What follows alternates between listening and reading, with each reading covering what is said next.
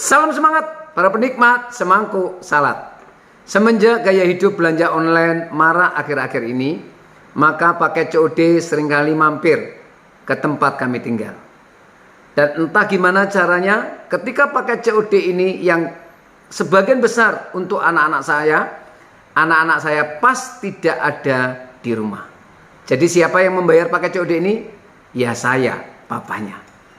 Saudaraku, inilah gaya hidup modern sekarang, belanja online.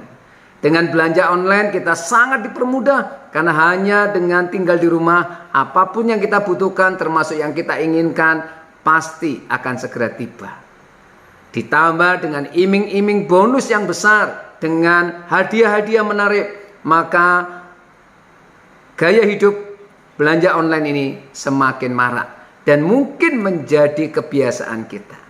Tapi yang perlu diwaspadai adalah jangan sampai budaya belanja online ini membuat kita tidak bisa membedakan mana kebutuhan dan keinginan. Hati-hati kalau kita hanya mengejar keinginan, maka kalau kebutuhan itu benar-benar mendesak dan harus kita penuhi, kita tidak punya uang untuk memenuhinya. Dan seringkali kita melihat berita, banyak orang karena dikuasai keinginannya akhirnya mengajukan pinjaman online yang bunganya tinggi. Dan seringkali dengan pinjaman online ini maka banyak peristiwa-peristiwa tragis yang menyusulnya.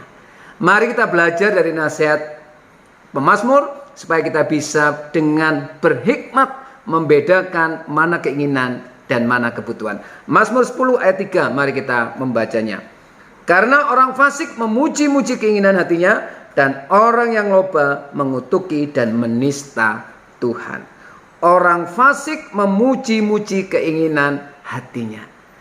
Hati-hati saudaraku yang terkasih dalam kasih Tuhan Yesus Kristus. Jangan sampai karena kita dikuasai keinginan hati kita demikian rupa, sampai kita bersikap seperti orang fasik, sehingga tidak punya hikmat sama sekali untuk membedakan keinginan dan kebutuhan. Ingat, banyak hal-hal mendasar yang lebih berguna yang harus kita penuhi dalam hidup ini.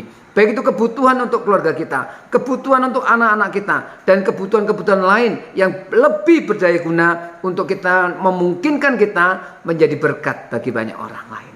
Jadi mari kita terus mohon hikmat Tuhan supaya kita bisa membedakan antara keinginan dan kebutuhan, supaya kita tidak bersikap seperti orang fasik.